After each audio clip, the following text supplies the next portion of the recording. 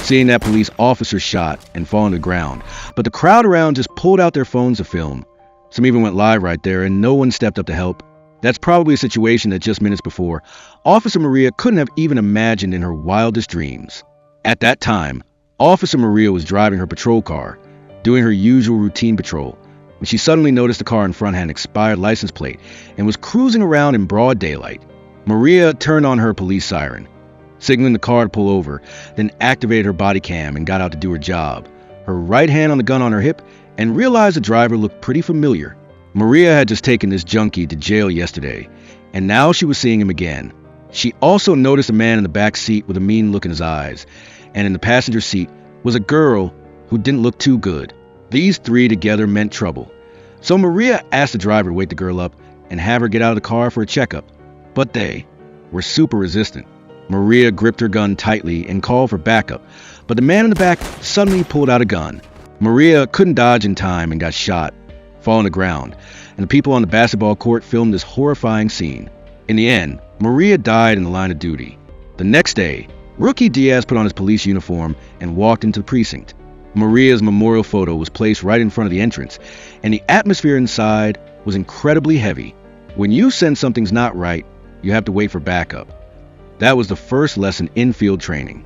The one who spoke was Holt, in the same class as Diaz and also a recruit. At this moment, veteran Officer Harmon felt a deep pain because Maria was both her colleague and her student. Today, there were still a lot of tasks to do, so Harmon could only quickly pull herself together. As she walked out the door, her superior, Bishop, assigned her a new partner, the inexperienced Rookie Diaz. However, it seemed like Bishop didn't like Harmon much.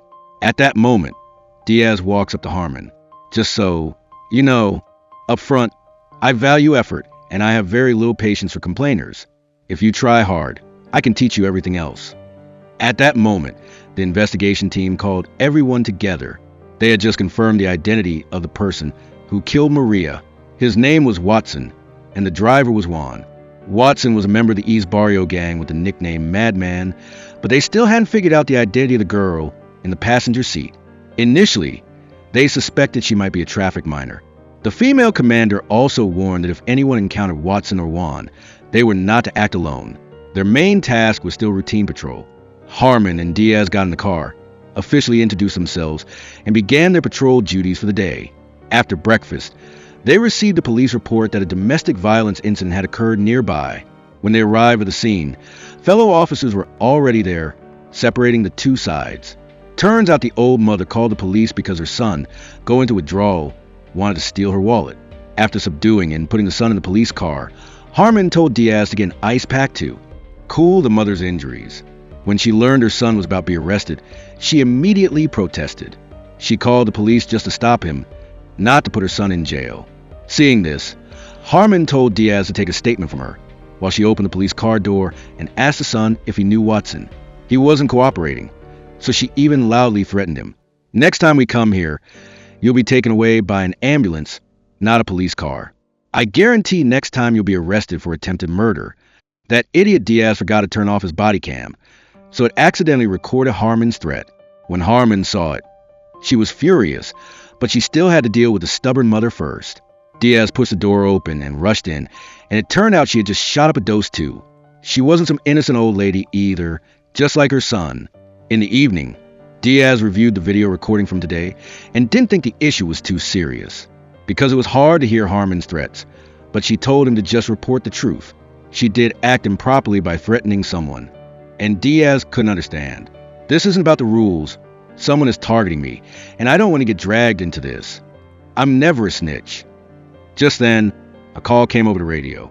The license plate recognition system automatically detects a car. A green Mustang linked to Maria's murder was heading south along the east side. Hearing this, they immediately abandoned their dinner and drove to the abandoned housing project. This place was originally a transaction point for the East Barrio gang. If the suspect was someone from the gang, they would pass through here. Harmon again refused Diaz's suggestion to call for backup. Sure enough, not long after, the suspicious car drove past. Harmon immediately floored it and followed the car.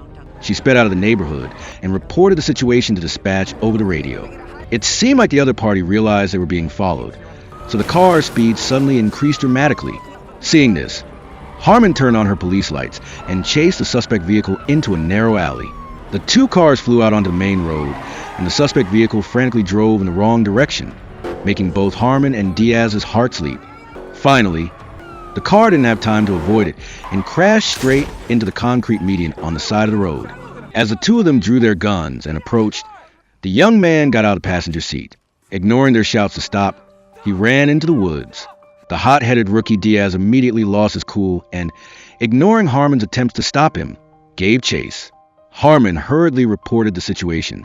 Meanwhile, Diaz followed the suspect as he climbed into the abandoned housing project.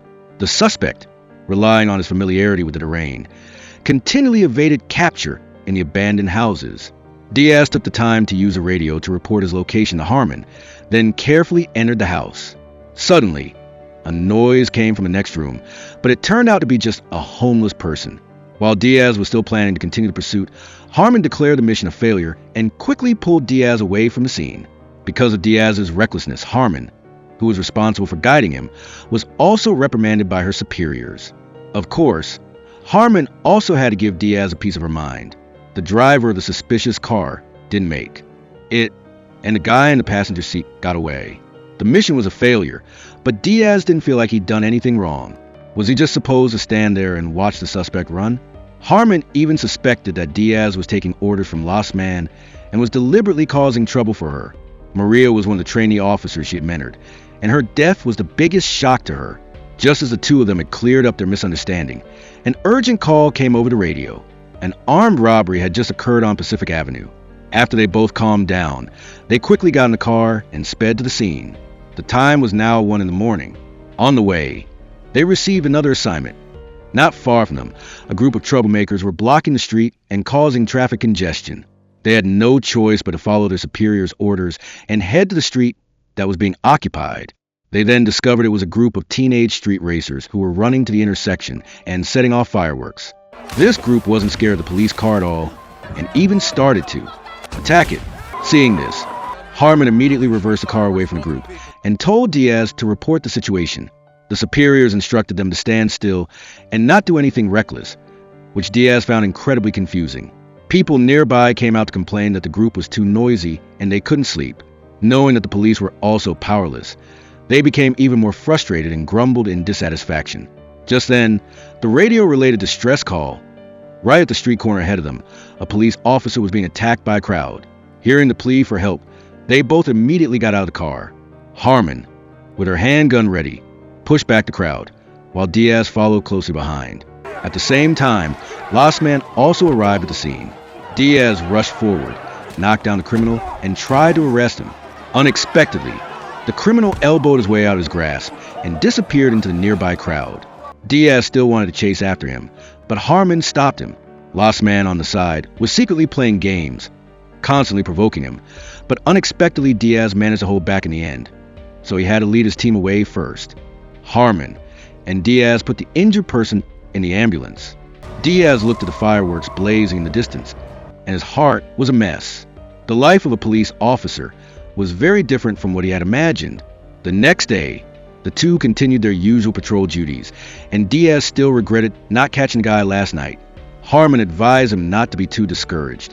Even if he had caught him, he would have been released less than an hour after being taken to the station, and he might even have sued him for using excessive force.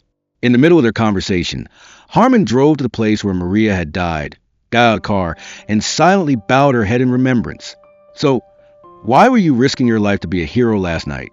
You chasing after that kid didn't save anyone. It just satisfied your ego. Maria's death had constantly tormented Harmon, and she wondered if she had taught her enough. She didn't want to repeat that tragedy with Diaz again. Before they could say anything more, the radio announced that a murder had occurred in Green Grass Park. They both immediately rushed to the scene. The entire park was full of tents belonging to homeless people. Fellow officers had arrived on the scene beforehand, and were only seeing them examining a human head tightly wrapped in duct tape. It seemed like this was a murder involving dismemberment. It was Diaz's first time witnessing something like this, so he couldn't help but feel nauseous. Harmon told him to go find another trainee to search the park with, someone who was his good friend. Holt, at this moment, was using tape to cordon off the scene when suddenly, the sound of fight broke out. So they both hurriedly ran over and found that someone was fighting over a package. After separating them, the long-haired guy refused to hand over the bag for inspection. Hearing this, Harmon immediately ran over. With her extensive experience, she knew that the people in the park were all poor, addicted people whose brains were severely damaged. So she softly asked what was in the bag. The other person mysteriously said that this was what he snatched from the mouths of wolves. This sentence startled Harmon, and she held up her police badge, cleverly tricking him into handing over the bag. As soon as she opened the bag, inside was a human hand, and on the hand was a distinctive tattoo of the East Barrio gang. Not long after, her superiors arrived at the park. Harmon immediately reported the situation at the scene and asked if there had been any progress in Maria's case. Her superior bluntly replied that there had been no progress at all. "Sir, I'm sorry for being blunt, but let me help because I understand the East Barrio gang better than they do." Bishop immediately retorted, "You and your rookie were running around like headless flies and let the suspect escape. Remember that?" After saying that, her superior strode away. Just then, the radio announced a new case. The anti-narcotics team had discovered a suspicious vehicle and needed assistance. Harmon called Diaz into the car and quickly raced to the target. The head of the anti-narcotics team was Harmon's mentor. He said that the 4 people in the car had a huge amount of money and a large quantity of specially controlled drugs. Based on their tattoos, it seemed they were runners for the Long Beach Florence gang. Harmon took out a photo and asked if they had ever met Watson, but they weren't cooperating. Seeing this, Diaz volunteered to give it a try, and Diaz's sincere heart-to-heart moved the girl. She revealed that the entire East Barrio gang had gone into hiding, and all their activities at night had suddenly disappeared. Seeing that they couldn't get any more information, the two had no choice but to get in the car and leave. Unexpectedly, they hadn't gone far when they received a new assignment. A shooting had just occurred in the vicinity, and all units were required to provide immediate assistance. The two hurriedly went to the scene. By this time, it was completely dark. It was learned that the shooting stemmed from a conflict and argument. Paramedics were frantically trying to save the victim, while the mother of the injured boy was extremely agitated, tears streaming down her face as she cried and told the police that she had been advised of her son not to participate in these gatherings for a long time. Harmon stepped forward to comfort the boy's mother, but the boy's condition was already critical. Diaz followed his superior's instructions and went back to the car to get a body bag. At this moment, the boy's mother suddenly saw a bald guy shouting and cursing angrily. It turned out that the 2 kids had only had a minor argument, but this old man had stood on the side adding fuel to the fire, even encouraging them to use guns. The 2 were standing on either side of the fence, constantly cursing at each other and looking like they were about to get into a fight. Fortunately, Diaz returned in time to stop them, but the old man became even more outrageous, even mocking Diaz. Under Lasman's signaling eyes, Diaz also got into an argument with him. But how could he argue with a seasoned pro? The old man became increasingly arrogant and even stretched out his arms with a very arrogant attitude. In the end, Diaz chose to endure it and quietly left. Tonight, he learned a very important lesson about controlling his emotions. Afterward, Harmon seriously criticized Diaz, saying that when he put on his police uniform, he was no longer an impulsive kid. And, "You're not your brother." Diaz was confused. "My brother?" Harmon continued, "The one who had to spend 10 years in prison for armed robbery." It turned out that Harmon had already investigated Diaz's background. She also told him that when he wore this uniform, he always had to put the collective interest and the goals of the mission first. Harmon turned her head and happened to meet the female investigating officer, who confirmed that the guess was correct.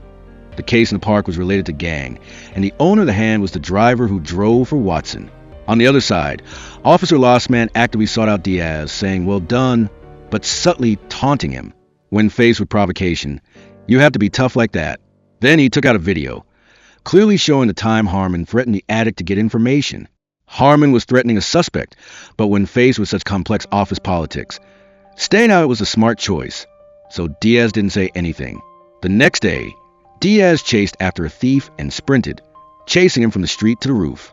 He didn't know where the thief got the confidence to dare to dream of imitating Tom Cruise, sliding down the flagpole to the ground. As a result, he slipped up and broke his leg. Diaz was full of self-reproach, wondering if he had been too reckless again this time. "Haven't you heard the rumors about Harmon? She can't be trusted. She's gotten a lot of cops fired, including Lasman's partner, just for doing their duty. But Harmon surprised him by saying that Diaz had been very brave and that the other guy breaking his leg wasn't his fault. Catching him alive and throwing him in jail was the best outcome. Diaz hesitantly asked her if she had ever gotten anyone fired. Hearing this, Harmon immediately pulled the car over the side of the road. Just as she was about to ask for clarification, the radio announced a mission. A robbery was in progress in their area, and someone had been injured and needed immediate assistance. The two hurriedly went to the scene, then carefully entered the house with their guns ready, only to find the couple inside and no sign of the robber. The husband said he was folding clothes in the bedroom when he was suddenly knocked unconscious. When he woke up, he was lying on the floor. His wife saw this, so she quickly called the police.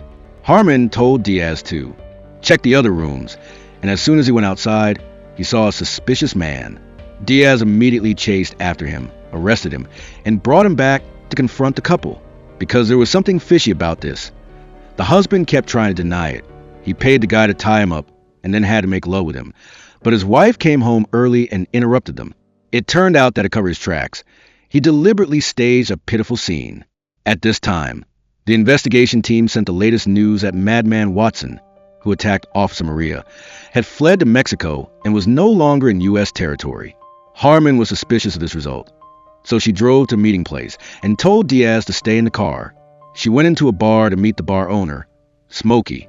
Smokey and Harmon were longtime acquaintances, and Smokey had a high position in East Barrio. So Harmon brought up Maria's murder. There's always respect between me and you understand. That matter has been resolved. That's why the driver was chopped up as a way to atone. You can understand it that way. Harmon emphasized that. The madman who pulled the trigger hadn't been punished yet. Smokey lowered his voice and told Harmon that the madman's background wasn't ordinary. His father was the boss of another gang in Quentin, a powerful figure that no one dared to touch. As for where the madman was, Smokey didn't know. I advise you not to look for him anymore, or someone will come looking for you. In the evening, Harmon led Diaz and other colleagues to form a search team. She held a flashlight and searched through the tents of the homeless, carefully looking for traces of the drug dealers. Unexpectedly, they struck first. While no one was paying attention, one of them used a needle containing drugs to inject Holt directly in the neck. Holt immediately fell to the ground, foaming at the mouth and convulsing violently. Diaz was terrified by the sudden scene. Seeing this, Harmon and her colleagues rushed forward and quickly took the victim to the hospital. Harmon patiently reassured Diaz, helping him to stabilize his emotions, and this action made Diaz deeply realize something. Patrolling the streets might seem relaxed, but in reality, every second you have, be extremely vigilant. Just a little carelessness can lead to danger. The next day, fellow police officers attended Maria's funeral. Afterward, at lunchtime, Harmon took Diaz to a roadside restaurant. However, they had only eaten a few bites when the radio broadcast new information. A prostitute and a customer were fighting violently in a motel. Without thinking, they knew the customer was trying to get a freebie. This was nothing new, so the two immediately drove to the motel. Surprisingly, the guy trying to get a freebie revealed important intelligence to avoid being arrested. Several girls who were involved with the gang had been in the attack on Maria a few days ago, and he had seen them having fun together. Furthermore, someone in the group said they had just received a new shipment, mentioning someone with a scary scar, and said they were about to transport a large shipment. At this time, Tyson from the anti-narcotics team received the news and came to take over the rest of the case. Harmon got in the car and asked the girl if she knew the people who had been partying with the East Barrio crew, but she didn't want to answer. If you're smart, today you might only be charged with possession of drugs and be released, but if you're stupid, I'll add assault and drug trafficking charges. She had no choice but to provide a clue. Her close friend Lambert was also there, and then led the two to meet Lambert. Harmon led Diaz to Lambert, took out a picture of Watson and showed it to her, but she didn't want to cooperate. She didn't want to be hunted down by the people of East Barrio. Harmon had no choice but to give the girl her business card, saying that if she ran into trouble later, she could call him right away. At this point, Lambert was willing to reveal that Watson had indeed been there that night, and the location was a motel by the sea. The two immediately went there and discovered a car belonging to Monster, an important member of East Barrio, outside the motel. Harmon went to the front desk of the motel and learned the room number of the gangsters from the motel owner. There were at least 4 people in the room. They immediately called the police to provide support and requested that all units not turn on their lights or sirens. This was the first time rookie Diaz had witnessed the situation, so he was a bit nervous. Don't be afraid, don't hesitate. Don't be surprised, don't doubt. Understood. I can do it. Before long, a large number of fully equipped police officers arrived, but Last Man questioned Harmon's actions.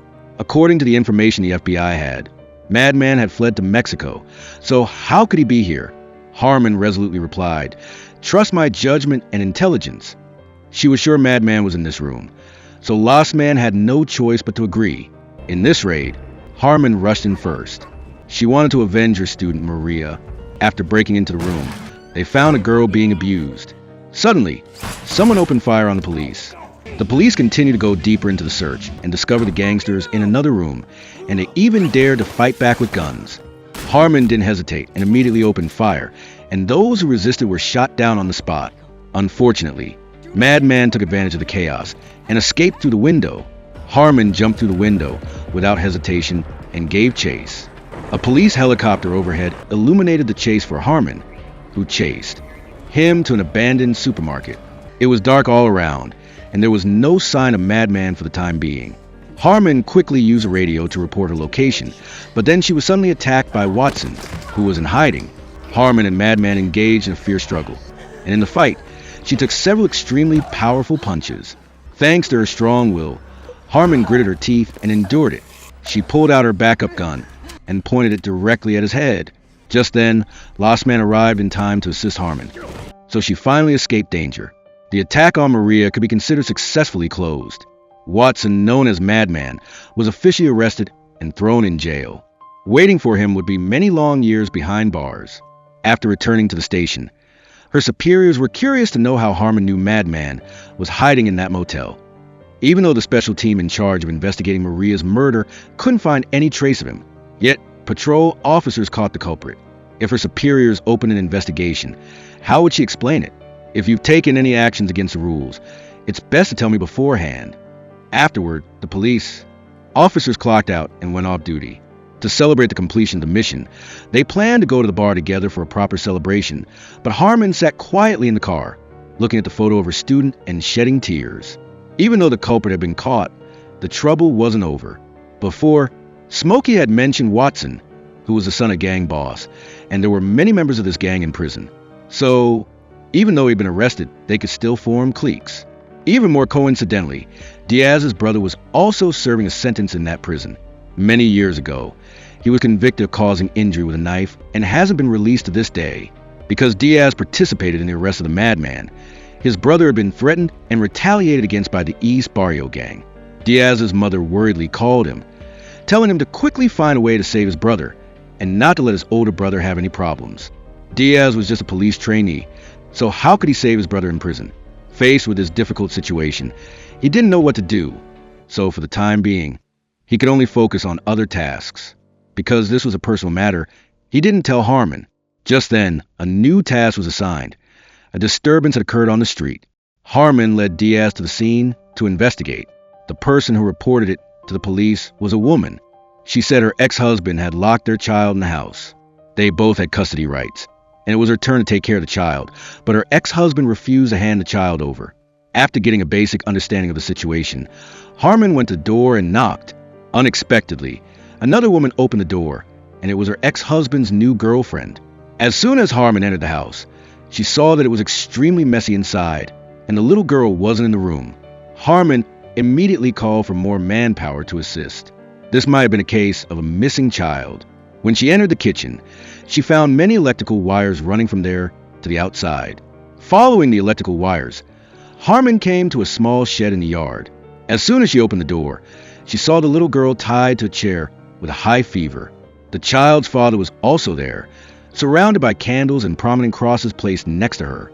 He had also invited a priest from a strange cult to perform an exorcism. The father believed that his daughter was too obsessed with her phone, so she had been bewitched and possessed by demons.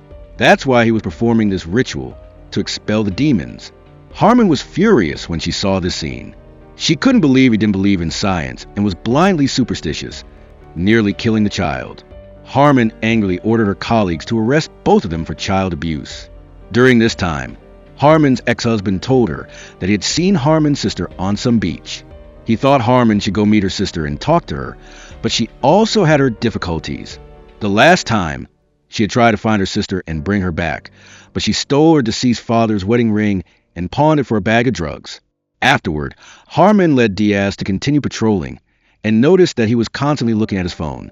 She asked him what was going on, and Diaz had no choice but to tell her about his brother. Just as Harmon was trying to find a way to help him, a car ahead was swerving dangerously, almost causing a serious traffic accident. The two immediately turned on their sirens and followed the car, then asked the black car to pull over for inspection. Unexpectedly, the driver causing trouble was an old man wearing hospital clothes. After saying a few words, they realized that the old man had Alzheimer's disease and had escaped from the hospital on his own before his surgery. Suddenly, Diaz received a call from his brother, telling him not to do anything stupid. Before he could say anything more, the prison guard came to check, and his brother hurriedly hung up. Just as the two had safely returned the old man to the hospital, something happened near the gas station on the other side. A couple was arguing furiously, their faces red, and the fierce argument attracted the attention of everyone around them. In the back seat was a child, looking terrified. Harmon realized the situation was not good, so she led Diaz to quickly step forward to intervene. It turned out that the husband suffered from bipolar disorder, and his mood had reached the point of near collapse. The man reached into his pocket, a motion as if he wanted to pull out a gun, which was very dangerous. Seeing that scene, the two quickly drew their guns and confronted him. At that critical moment, Diaz used his communication skills patiently, advising the man to calm down. Under Diaz's efforts, the man slowly took his hand out of his pocket. Then he suddenly lost control of his emotions, pouring gasoline on himself and holding up a lighter as if he wanted to immolate himself. Diaz still tried to persuade him, but he still clicked the lighter, and in the blink of an eye, the flames burst out fiercely. Diaz didn't hesitate and rushed to pull the child out of the car to safety. Rescue workers also quickly took out a fire extinguisher to put out the fire on the man and successfully prevented a greater tragedy. That evening, the two tiredly returned to the police station. For the first time, Harmon told Diaz about the past. A year ago, Lasman's partner had used excessive force on a suspect. Harmon wanted to stop him, but was pushed back. Afterward, Lasman's partner was fired for this. Those who tried to cover up the incident were also demoted, and Lasman lost the opportunity to be promoted to police chief. They thought Harmon had reported this matter, but in reality, she had never filed any complaints. The next morning, a traffic accident occurred at some intersection. Fortunately, neither party in the accident was seriously injured, but the dog that was hit had a broken spine and lay motionless. Harmon hurriedly called the Animal Protection Organization for help. They said that they were seriously short of staff, and it would take at least 2 more hours to arrive. At this time, Lasman arrived to handle the accident. He knew that the dog could no longer be saved. Lasman advised Harmon to accept reality, then decisively drew his gun and helped the dog escape from pain. Before Harmon and Diaz had time to rest for long, there was another report. Someone called the police because a mansion was too noisy. Harmon knew right away that it was a group of rich kids holding a wild party, so she told Diaz not to take the case. They didn't have enough people right now to deal with these kinds of things. Diaz was also in a bad mood. He had just learned that his brother in prison had been attacked by 3 people last night. Although the prison guards intervened in time, he didn't know if there would be a next time. Seeing the situation, Harmon had no choice but to take Diaz to find Smokey. Before getting out of the car, Harmon reminded Diaz not to act impulsively. Then they strode into the bar. Both rushed straight in, not caring about the guards' attempts to stop them. "Why did you hit my brother? He didn't do anything." "Dude, you grew up in this environment, so you know the rules. We gotta do something so the other guys inside will leave him alone." Smokey reminded them both, then said, "Recently, Organization 211 has been causing trouble for us in the South Side. If you two can get them into legal trouble, this matter is open for discussion." On the way back, they received a report about the mansion that had just been complained about for noise. There were now 3 people suspected of overdosing on drugs. The two immediately rushed there. As soon as they entered, a woman led them in. On the floor of a room on the 2nd floor, 3 young people were lying unconscious, and among them was a pair of siblings. Harmon and Diaz immediately performed first aid, and after a period of CPR, the older brother and another girl quickly regained consciousness. But the younger sister's condition was much more serious. Although they had restored some heartbeat, she was still not out of danger. Harmon couldn't hide her anger and heartache, so she ran to the rooftop to take a breather. Harmon had a painful, heartfelt experience with the harms of drugs and the devastation they cause to families. That evening, she drove Diaz to park. She told Diaz that her sister, Jen, used to be a police officer and was unfortunately injured during a mission. Because there was a shortage of painkillers at the time, Jen chose to use drugs to alleviate the pain. Unexpectedly, she became addicted to drugs, then lost her job and became a homeless wanderer. Jen was now living in this park. Harmon got out of the car and saw her sister mingling with the group of homeless people. She was gaunt and haggard all over, and her eyes were blank. She no longer had the imposing appearance she once had. Harmon was filled with mixed emotions. There were even times when she ruthlessly wanted to put her sister in jail. Perhaps this was the only way to help her escape from drugs. Unexpectedly, Diaz suddenly appeared. Behind her, he knew a drug rehabilitation club, and if Jen went there, she definitely couldn't escape. That place had a safe environment and professional staff, so Jen could stay in that club for a while, perhaps with professional help and a good environment. Jen's condition could be improved somewhat. Afterward, the two took Jen to the place Diaz had mentioned. Diaz's kindness moved Harmon.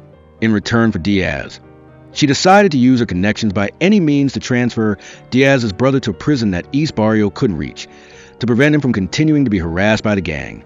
The next day, Diaz's mother ran to police station to find her youngest son. She discovered that Diaz's older brother had been transferred when she visited the prison, so she hurriedly ran to find Diaz and asked for clarification. When she learned that Harmon had been so dedicated and had successfully taken her eldest son to a safe place, she let go of her previous prejudices and sincerely expressed her gratitude to Harmon. Right then, the two received another police report, so they rushed to the scene. Unexpectedly, Smokey's cannabis store had been bombed.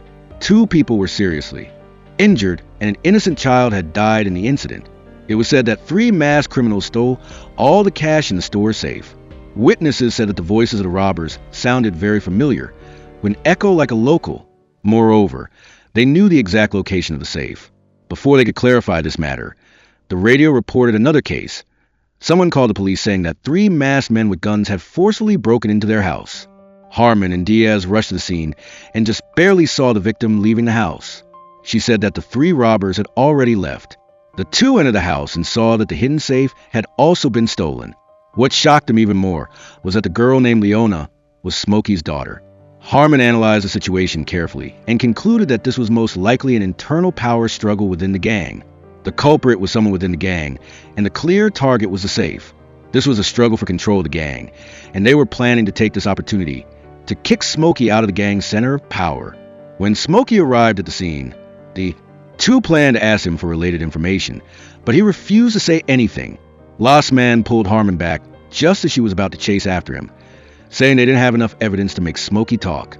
So Lost Man decided to implement a level 2 alert, carrying out a comprehensive crackdown on the East Barrio gang. She arrested people in the community with criminal records and said that if they wanted to fight internally, they could continue fighting at the police station. That evening, Lost Man gathered all the police officers and ordered everyone to act decisively to arrest all members of the East Barrio gang. If there were any outstanding arrest warrants or violations of parole regulations, they were to be arrested again, but Harmon felt that this was useless. If they were arrested today, they would be bailed out tomorrow. It was better to go to Leona to find clues, so she sent the handsome Diaz to do the job. Diaz came to Leona's hospital room, hoping she would tell him the name of the culprit. Someone always tells me not to trust the police, so I hope you understand, but this time my dad can hardly escape. Leona, he might find a way to deal with the one who hurt you. After Diaz persuaded her for a while, Leona finally agreed to reveal the name. Diaz got the name from her, F, with the nickname Black Bear, who used to be Smokey's subordinate. Afterward, Diaz and Harmon immediately went to Black Bear's house, but they were one step late. They only saw that the culprit and his accomplices had been dealt with by someone beforehand. The scene was extremely chaotic. Someone had reacted much faster than the police. Diaz and Harmon understood that if they weren't mistaken, it was Smokey who had done it. Maybe we shouldn't do anything. Let's just let them deal with each other. Remember, no matter who they used to be, today they are all victims to us. Now that Black Bear was gone, this gang war was temporarily over, and Smokey's forces had won. He had successfully seized control of the gang. As soon as they returned to the station, Harmon Sr., Tyson, the captain of the anti-narcotics team, brought her important intelligence, which was information that could bring Smokey to justice. Harmon immediately brought Diaz into this plan, and they rushed to the port that night. Taking advantage of the fact that the two people inside were unprepared, they took control of everyone. Tyson had been monitoring this man for 2 months, observing him receiving and delivering goods at Pier 11, which were Smokey's goods. Smokey would be carrying out a drug deal at the port next week. If this man didn't cooperate honestly, he would face 7 drug trafficking charges, and the man would only have to spend his old age in prison. If he actively cooperated with the police, he would still have hope of survival. The man hesitated for a few days, and Tyson brought good news. His superior had approved Harmon joining the anti-narcotics team, and now they were just waiting for the chief to approve the order to transfer Harmon to it. Tonight was the day Smokey was conducting the transaction, so Tyson asked Lost Man for Harmon and Diaz to leave and began preparations. We are currently doing fixed surveillance at the port. When the insider receives the goods, we will follow them. We'll wait until they trade directly, and then we'll catch them all. That evening, Harmon hesitated when she told Diaz that she was about to be transferred. Just then, Tyson's voice came over the radio. He said the insider had finished loading the goods. Smokey also told him that the delivery location was a truck stop in the city center. The two immediately rushed there.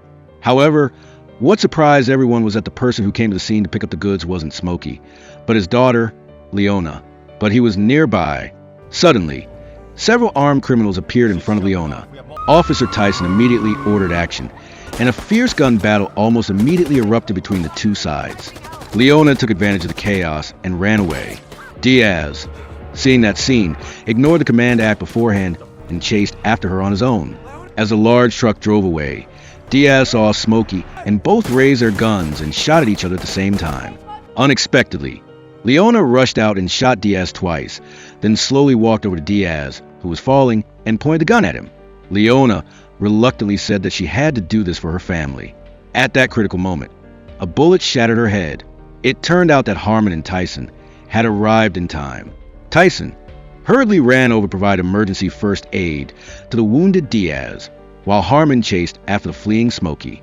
Smokey had also been shot, and with his serious injuries, he couldn't run far. Harmon chased closely behind, cornering him at a restaurant. Seeing that there was no way out, Smokey had no choice but to surrender. Who would have thought that Smokey and Harmon used to be comrades fighting side by side? Smokey used to be a police officer, but now Harmon was personally sending her old comrade to jail, causing people to sigh endlessly. Afterward, Harmon ran to visit Diaz, who was not seriously injured. This mission was now closed. Although it was hard to call it perfect, overall, the goals had been achieved. Harmon had performed extremely well in this operation, so logically, she would be transferred to the anti-narcotics team. But Tyson brought bad news. Harmon's transfer order had been rejected. She had offended the leadership and would not be transferred. But who was the person behind the sabotage? The first person Harmon suspected was Lost Man. After all, the two had had many work-related conflicts before. So the next day, Harmon went to meet Lost Man for a confrontation, but to her surprise, he firmly denied it. Not only did he not interfere, but he secretly helped Harmon destroy the video of her threatening the suspect. If it wasn't Lost Man, then who else could it be? In other developments, Diaz's internship was entering a critical moment. His internship had been 60 days, and today was the day to decide whether he could officially join the police force. Looking back at what had happened, Diaz had performed very well and earned a lot of credit. He had even been injured while on duty. However, one thing couldn't be ignored. He had repeatedly ignored orders and acted on his own, put himself in extremely dangerous situations, and almost losing his life several times. As Diaz's instructor, after careful consideration, Harmon had proposed for Diaz to undergo a supplemental internship. Of course, Diaz was not satisfied with this result. After her boss left, she was called back by Harmon and asked if she had prevented the transfer order. The other party frankly admitted it, because during pursuit of the madman, she had disobeyed orders and didn't follow the rules. I was the one who found him. You also told me how you found him. You are a good cop, but in the current situation, you need to be smarter and more strategic. Our every action is being scrutinized under a magnifying glass. Harmon could only continue to stay on the patrol team and temporarily miss the opportunity for promotion. Afterward, Harmon stepped outside to comfort Diaz, saying that she wasn't taking her anger out on him because she hadn't been promoted. Diaz calmed down and thought carefully, realizing that Harmon's words made sense. After all, the police profession was related to life and death, so he absolutely couldn't be careless even for a moment. In the end, Diaz accepted this result and continued to embark on the busy life of a patrol officer. The sound of sirens echoed throughout the city. The new day had officially begun, one of those seemingly ordinary days that was full of danger. Harmon, Diaz, and all the police officers would continue to work tirelessly to protect the peace of the city. The story closes here, but their journey has just begun. Although it's a television show from a high-end platform, the overall style leans towards traditional television. It begins with the death of A patrol officer told from the perspective of a coach and a rookie, then focuses on the 2-month internship period. The content includes both family conflicts and gang disputes, but the details are somewhat disjointed. In addition, the length of each episode is less than 30 minutes, so each small case is only explored for a short time. There's no depth, and the plot doesn't address larger social issues, simply resembling a record of police work.